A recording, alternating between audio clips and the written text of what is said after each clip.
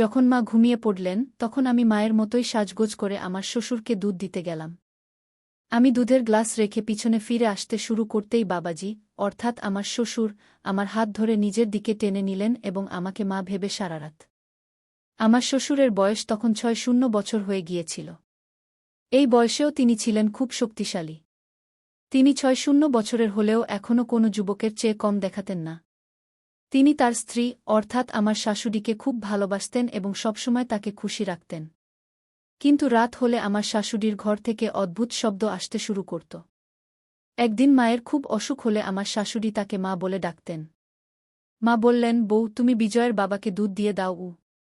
বন্ধুরা, আমার নাম উজ্জ্বলা এবং আমি একটি মধ্যবিত্ত পরিবার থেকে এসেছি। আমি দেখতে খুব সুন্দর এবং এখন ২-৪ বছরের। আমরা আমাদের বাবা মায়ের ২ সন্তান ছিলাম এবং আমার বড় ভাইয়ের নাম অজয়। আমরা আমাদের বাবা মায়ের সাথে খুব সুখে ছিলাম। আমার ভাইয়ের বিয়ে হয়েছিল ২ বছর আগে এবং যেদিন থেকে বাড়িতে আমার ভাবি এসেছেন সেদিন থেকে আমার বাবা মায়ের খুশি বেড়ে গেছে। আমার ভাবি খুব ভাল ছিলেন, আমার ভাই এবং ভাবির মধ্যে প্রচুর ভালোবাসা ছিল। ভাই পাশের শহরে একটি অফিসে কাজ করতেন, যার ফলে বাড়ির খরচ ঠিকঠাক চলত। ভাই যখনই কাজ থেকে বাড়ি ফিরতেন কিছু না কিছু খাবার নিয়ে আসতেন। এসব দেখে আমি খুব খুশি হতাম। আমি ভাবতাম, ঈশ্বর যেন সবার এমন ভাই দেন। আমার বাবা মাও ভাইয়ের উপর খুব গর্ব করতেন, কারণ ভাই বাবা মাকে খুব ভালোবাসতেন। আমার গ্র্যাজুয়েশন শেষ হয়ে গিয়েছিল এবং আমার বাবা মা আমার বিয়ের জন্য পাত্র খুঁজতে শুরু করেছিলেন। কিছুদিন পরেই বাবা একটি ভাল ছেলের সন্ধান পেলেন এবং ছেলেটি সম্পর্কে খোঁজখবর নিয়ে জানতে পারলেন যে ছেলেটি খুব ভালো। ছেলেটির নাম বিজয়, কিন্তু তার বাবা মা তাকে খুব আদরযত্নে বড় করেছেন। ছেলেটি খুব ভালো এবং তার কোনো খারাপ অভ্যাস নেই। যখন আমি বিয়ের কথা শুনলাম, আমার মনে অনেক স্বপ্ন আসতে শুরু করল এবং আমি দুনিয়ার সব রকম স্বপ্ন দেখতে লাগলাম।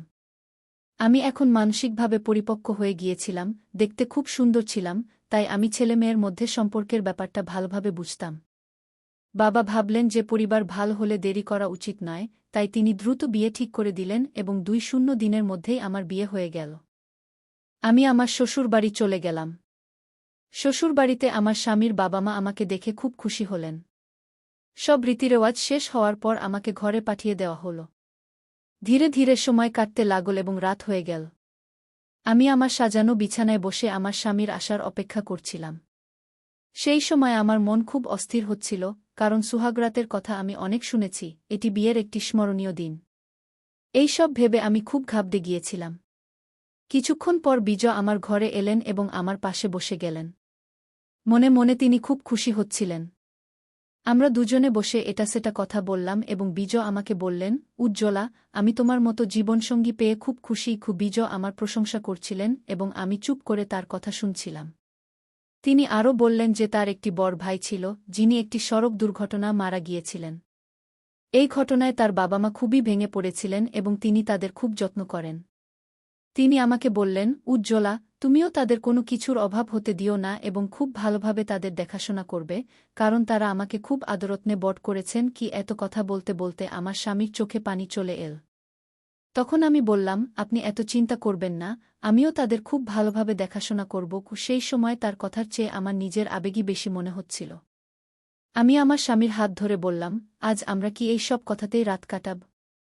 আজ তো আমাদের বিয়ের প্রথম রাত। এত কথা বলতেই তিনি আমাকে তার বাহুতে টেনে নিলেন এবং আমিও তো এই মুহূর্তেরই অপেক্ষা করছিলাম। কিছুক্ষণ পর আমার স্বামী বিজয় ক্লান্ত হয়ে আমার থেকে দূরে সরে গেলেন। তিনি ৫ মিনিটও ঠিকভাবে টিকতে পারলেন না।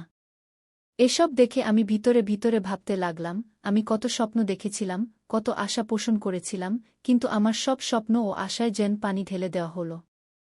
বিজয় আমাকে সেই তৃপ্তি দিতে পারলেন না, যা একজন স্ত্রীর তার স্বামীর কাছ থেকে প্রত্যাশা থাকে। বিজয় দ্রুত গভীর ঘুমে চলে গেলেন, কিন্তু আমি একটি তৃষ্ণার্ত মাছের মতো কুস্তরে পরিবর্তন ঘটতে থাকে, কিন্তু বুঝতে পারলাম না কেন এসব আমার সাথে ঘটছে। আমি সকালে উঠে ফ্রেশ হতে বাইরে গিয়েছিলাম, ফিরে এসে দেখলাম শ্বশুরজি উঠানে ব্যায়াম করছেন।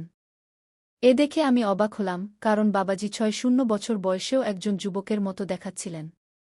তারপর আমি রান্নাঘরে গিয়ে চা বানাতে লাগলাম। কিছুক্ষণ পর চা বানিয়ে বাবাজিকে দিতে গেলে তিনি বললেন, অরে বউ, তোমার মা কোথায়? তাকে তো কোথাও দেখছি না গিয়ে আমি বললাম, জি, তিনি ভিতরেই আছেন এবং কিছু কাজ করছেন কি তখন আমি লক্ষ্য করতে শুরু করি, মা যেখানেই থাকেন, বাবাজি সেখানেই চলে যান এবং তার সাথে অদ্ভুত আচরণ করতে শুরু করেন। মা বলতেন, এখন তো লজ্জা করো, বাড়িতে নতুন বউ এসেছে। সে যদি এসব দেখে তাহলে কি ভাববে? বাবাজি বলতেন, কি ভাববে? প্রত্যেক স্বামী তার স্ত্রীর সাথে এসব করে। বিজয়ও রাতে এসব করে থাকবে কি? মায়ের এমন কথা শুনে আমার খুব লজ্জা হচ্ছিল এবং আমি ভাবতে শুরু করলাম, কাশ বিজয়ও এমন হতো। এমনি করে ১-৫ দিন কেটে গেল। তারপর এক রাতে যখন আমি বাথরুমে যাচ্ছিলাম, মায়ের রুম থেকে তার অদ্ভুত আওয়াজ শুনতে পেলাম। এমন আওয়াজ শুনে আমি নিজেকে সামলাতে পারলাম না এবং তাদের রুমের জানালার কাছে গিয়ে দেখতে লাগলাম। তখন হালকা আলোতে আমি এমন কিছু দেখলাম যা দেখে নিজেকে নিয়ন্ত্রণ করা আমার পক্ষে কঠিন হয়ে উঠছিল। আমি আমার রুমে চলে গেলাম এবং বিজয়কে উত্তেজিত করতে চেষ্টা করলাম, কিন্তু সে এত গভীর ঘুমে ছিল যে কিছুই টের পেল না। কোনো রকমে আমি বিছানে পাশ ফিরতে ফিরতে ঘুমিয়ে পড়লাম। সকাল হলে আমার স্বামী তার ডিউটিতে চলে গেলেন, কারণ তার বিয়ের ছুটি শেষ হয়ে গিয়েছিল। আসলে আমার স্বামী বিজয় শহরেই থাকতেন এবং চাকরি করতেন, তাই মাসের শেষে বাড়ি আসতে পারতেন। আমি গিয়ে তার জন্য নাস্তা বানালাম এবং কিছুক্ষণ পর তিনি নাস্তা করে কাজে চলে গেলেন। আমি আমার বিষণ্ণ মুখ নিয়ে রুমে চলে গেলাম, কিন্তু রাতের সেই দৃশ্য আমার মাথায় ঘুরতে লাগল। আমি ভাবতে লাগলাম, মা কত ভাগ্যবতী, যাকে বাবাজি এত ভালোবাসেন। আর আমার স্বামী, যার ভালোবাসার জন্য আমাকে তৃষ্ণার্ত থাকতে হয়, সে আমাকে কখনোই সন্তুষ্ট করতে পারে না। জানি না কেন এখন এমনি দিন কাটছে। মা যখনই সকালে উঠতেন তার মুখ থেকে শুধু এটাই বের হতো, কখন এরা আমার প্রাণ ছাড়বে। আমি এদের থেকে বিরক্ত হয়ে গেছি।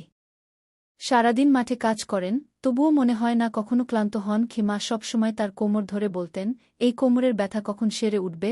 মায়ের এমন কথা শুনে আমি অবাক হয়ে যেতাম। শেষ পর্যন্ত বাবাজি এমন কি করেন যার জন্য মা এমন কথা বলেন? পরের রাতে আবার মায়ের রুম থেকে সেই আওয়াজ আসতে লাগল। এবারও আমি নিজেকে সামলাতে পারলাম না এবং জানালার কাছে গিয়ে তাদের রুমে উকি দিয়ে দেখতে লাগলাম। আবার সেই দৃশ্য আমার চোখের সামনে ভেসে উঠল, যা দেখে আমি আর নিয়ন্ত্রণ করতে পারলাম না। তারপর আমি পিছিয়ে এসে আমার রুমে ফিরে এলাম। রুমে এসে আমি ভাবতে লাগলাম, যদি বাবাজি এসব জানতে পারেন তাহলে তার খুব খারাপ লাগতে পারে। এক রাতে মা আমাকে বললেন, বউ, তোমার বাবাজির দুধ খাওয়ার অভ্যাস আছে। আজ তুমিই দুধ নিয়ে যাও। এত শুনে সেই দৃশ্য আমার চোখের সামনে ভেসে উঠল। রুমে এসে আমি ভাবতে লাগলাম, যদি শ্বশুরজি এসব জানতে পারেন তাহলে তার খুব খারাপ লাগতে পারে। এ ভেবে আমি কয়েক দিনের জন্য এসব দেখা বন্ধ করে দিয়েছিলাম। একদিন মায়ের স্বাস্থ্য খুব খারাপ ছিল, তাই তিনি মাথা ধরে বলছিলেন, আমার স্বাস্থ্য খারাপ, কিন্তু এদের এসবের কোনো মাথাব্যথা নেই। এরা শুধু নিজের আনন্দ চায়। রাতে মা আমাকে বললেন, বউ, আজ আমার স্বাস্থ্য ভালো নেই, তাই আমি তাদের রুমে যাব না।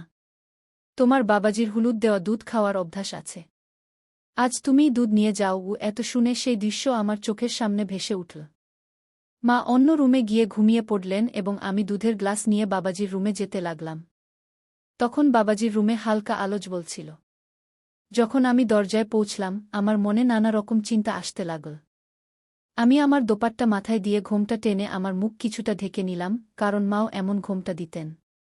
তখন আমি পুরোপুরি মায়ের মতো সাজলাম এবং রুমের ভিতরে চলে গেলাম। ভিতরের দৃশ্য খুব মজার ছিল। আমি দুধের গ্লাস রেখে ফিরে আসতে যাচ্ছিলাম, তখন বাবাজি আমার হাত ধরে নিজের দিকে টেনে নিলেন এবং আমি আমি চাদর দিয়ে মুখ থেকে ফেললাম যাতে তারা বুঝতে না পারে যে আমি আছি। তারপর সে আমার সাথে সেই একই আচরণ করতে শুরু করল যা সে আম্মার সাথে করত।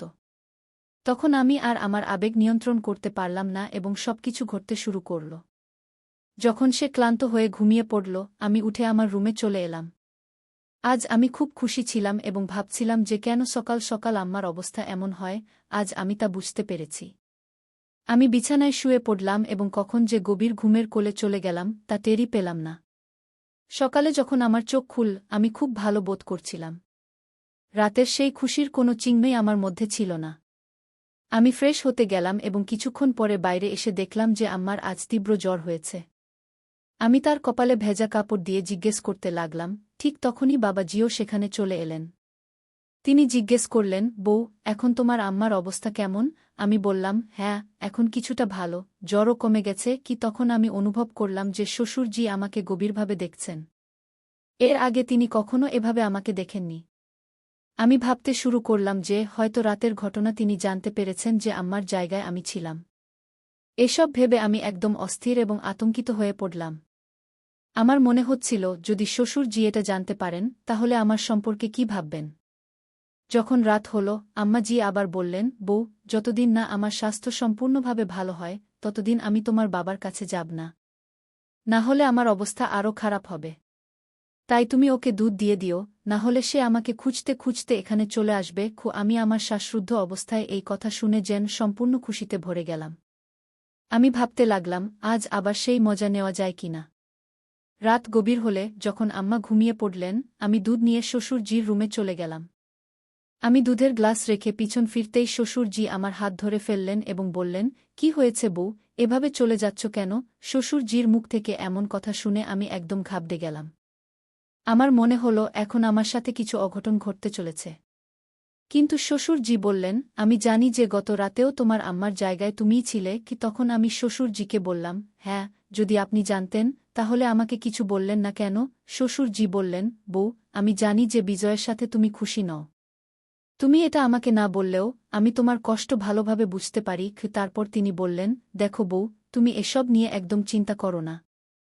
আর ভাবো, যদি তোমার অবস্থা এমনই থাকে তাহলে তুমি মা হবে কি করে? শ্বশুরজির এমন কথা শুনে আমি নিশ্চিন্ত হয়ে গেলাম, কিন্তু আমার মনে একটু ভয় ছিল যে যদি একথা বিজয় বা আম্মা জানতে পারেন তাহলে আমার কি হবে।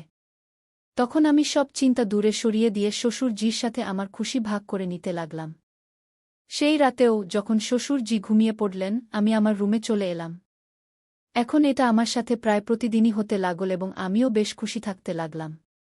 বাবাজিও যেন প্রতিরাতেই আমার জন্য অপেক্ষা করতে থাকতেন। এভাবে অনেক দিন কেটে গেল। তারপর একদিন আমার স্বামী বিজয় বাড়ি ফিরে এল। সে দিন আমি খুব খুশি ছিলাম। রাত হলে সবাই খাবার খেয়ে নিজ নিজ রুমে ঘুমাতে চলে গেল। আমি এবং আমার স্বামীও আমাদের রুমে চলে গেলাম। সেই রাতে আমি অনুভব করলাম যে বিজয়ের পারফরম্যান্স আগের চেয়ে ভালো হয়েছে, কিন্তু তেমন বেশি নয়। তারপর সে গভীর ঘুমে চলে গেল। তাকে এভাবে ঘুমন্ত দেখে আমি ভেতরে ভেতরে জ্বলে উঠলাম। তারপর ভাবলাম শ্বশুরজির কাছে চলে যাই, কিন্তু বিজয়ের উপস্থিতির কারণে আমি কোনোভাবে নিজেকে সামলে নিয়ে ঘুমিয়ে পড়লাম।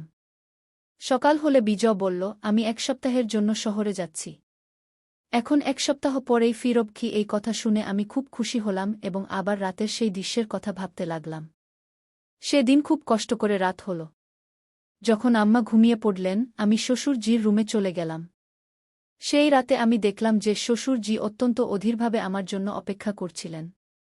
আমার আসার পরই তিনি শুরু করলেন। সেই রাতেও আমি সম্পূর্ণ তৃপ্ত হলাম এবং খুব খুশি হলাম। এর 4 দিন পর যখন আমি ঘরের কাজে ব্যস্ত ছিলাম তখন হঠাৎ আমার স্বামী বিজয় বাড়ি ফিরে এল। তাকে দেখে আমি একদম ঘাবড়ে গেলাম এবং জিজ্ঞেস করলাম, কি হয়েছে? আপনি তো 1 সপ্তাহ পর ফিরবেন বলেছিলেন, তাহলে এত তাড়াতাড়ি ফিরে এলেন কেন? বিজয় বলল, উজ্জ্বলা, এখন আমি আমার ডিউটি বাড়ি থেকেই করব। কারণ এখন আর আমি তোমাকে কষ্ট দিতে চাই না। তার মুখ থেকে এমন কথা শুনে আমি হতবাক হয়ে গেলাম এবং এটা কিভাবে আজ এমন হল তা ভেবে আমি অবাক হচ্ছিলাম। তখন বিজয় বলল, তুমি জানো উজ্জ্বলা, তোমার মতো স্ত্রী খুব ভাগ্যবান লোকেরাই পায়।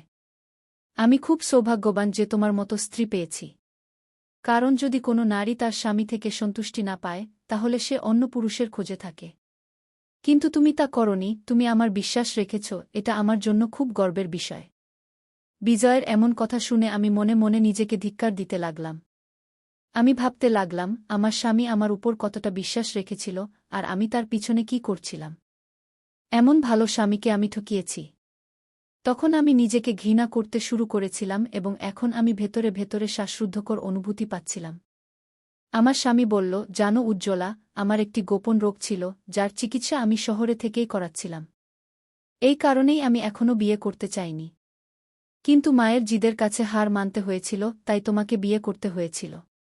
তবে এখন কোনো সমস্যা নেই, আমি সম্পূর্ণ সুস্থ হয়ে গেছি। রাত হলে আমার স্বামী থেকে আমি সেই আনন্দ পুরোপুরি পেলাম যা বিয়ের পর থেকে কখনো পাইনি। আজ আমি খুব খুশি ছিলাম। পরের সকালে যখন শ্বশুরের দৃষ্টি আমার উপর পড়ল আমি তার দৃষ্টি এড়াতে লাগলাম এবং খুব লজ্জা পাচ্ছিলাম। তখন আমি বুঝতে পেরেছিলাম যে আমি ভুল করেছি, আমি ভুল পথে চলেছিলাম। কিন্তু এখন আমি আমার স্বামীকে আর ঠকাতে পারব না। সেদিনের পর থেকে আমি শ্বশুরের ঘরে যাওয়া বন্ধ করে দিলাম এবং আমার স্বামীর সাথে খুব খুশি থাকতে লাগলাম। শ্বশুর বুঝে গিয়েছিলেন যে এখন আমি অনুতাপের আগুনে জ্বলছি এবং কোথাও না কোথাও তিনিও তার ভুল বুঝতে পেরেছিলেন। সেদিনের পর শ্বশুরও আমার দিকে ভুল দৃষ্টি দেওয়া বন্ধ করে দিলেন, তিনি একজন ভালো মানুষের মতো থাকতে লাগলেন। যখন কোনো নারী বা পুরুষ তার স্বামী বা স্ত্রী থেকে সন্তুষ্টি পায় না, তখন সে ভুল পথে পা দেয়।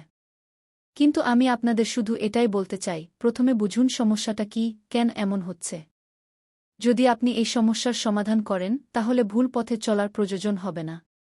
কারণ এই পথে আপনি শুধু কিছুক্ষণের জন্য সন্তুষ্টি পাবেন, কিন্তু সারা জীবন অনুতাপ করতে হবে। তো বন্ধুরা, এই গল্পটি আপনাদের কেমন লাগলো কমেন্টে অবশ্যই জানাবেন। ভিডিওটি ভালো লাগলে লাইক, সাবস্ক্রাইব এবং শেয়ার করুন।